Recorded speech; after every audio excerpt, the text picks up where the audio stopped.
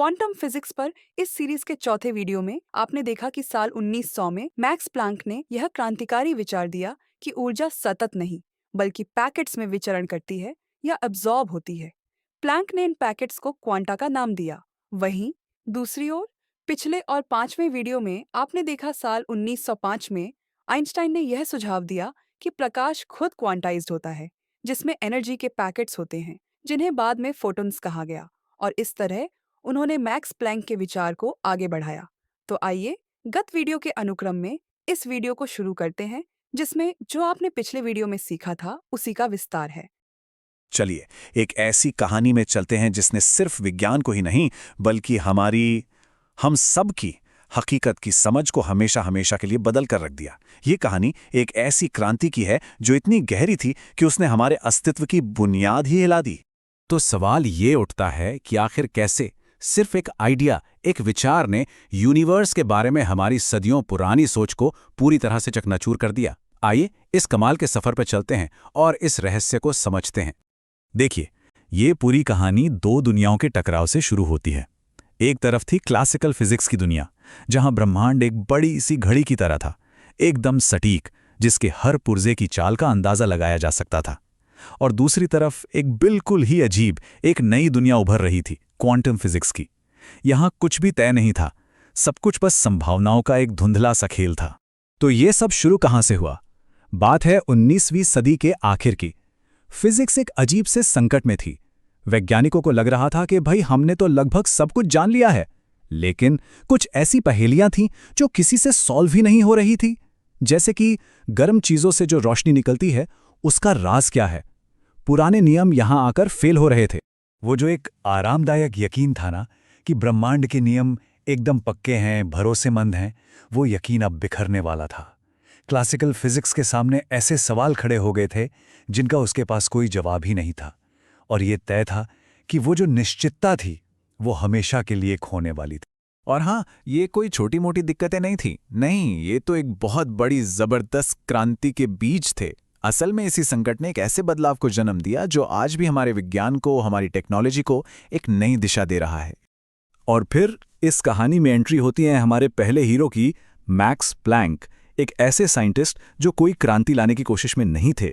नहीं, वो तो बस एक मुश्किल सी गणित की पहेली सुलझाने में लगे थे।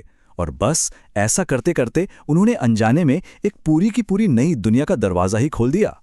प्लैंक ने एक ऐसा आइडिया सामने रखा जो उस वक्त किसी को हजम ही नहीं हुआ।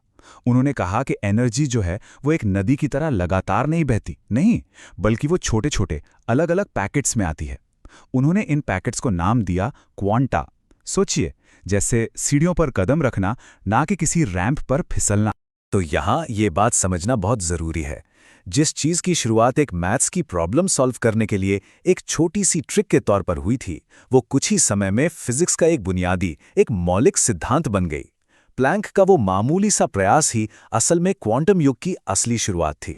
और फिर आते हैं एल्बर्ट आइंस्टीन। हाँ, वही आइंस्टीन जिन्हें हम अक्सर रिलेटिविटी के लिए जानते हैं, लेकिन क्वांटम थ्योरी में भी उनका रोल बहुत बहुत बड़ा था।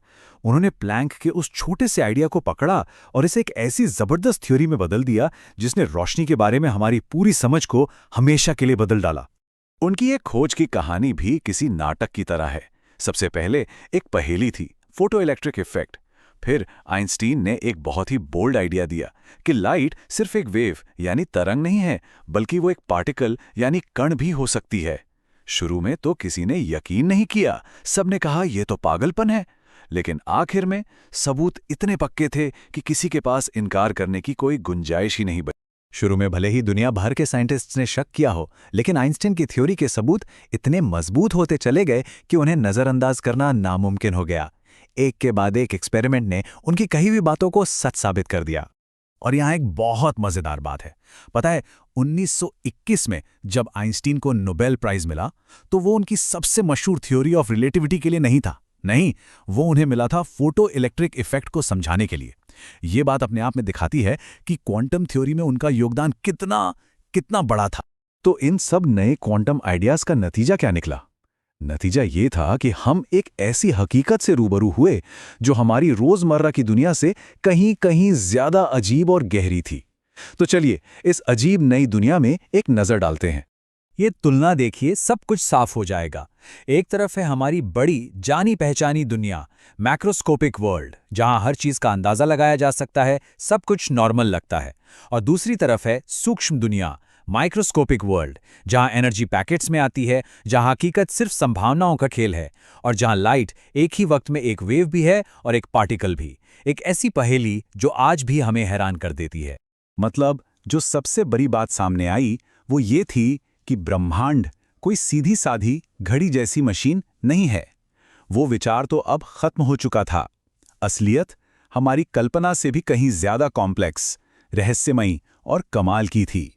लेकिन रुकिए, ये कहानी का अंत नहीं था। अरे ये तो बस शुरुआत थी। प्लैंक और आइंस्टाइन की खोजें तो बस उस वैज्ञानिक क्रांति की पहली चिंगारी थीं। बीज अब बोए जा चुके थे और अब इनसे एक पूरी की पूरी नई फिजिक्स जन्म लेने वाली थी।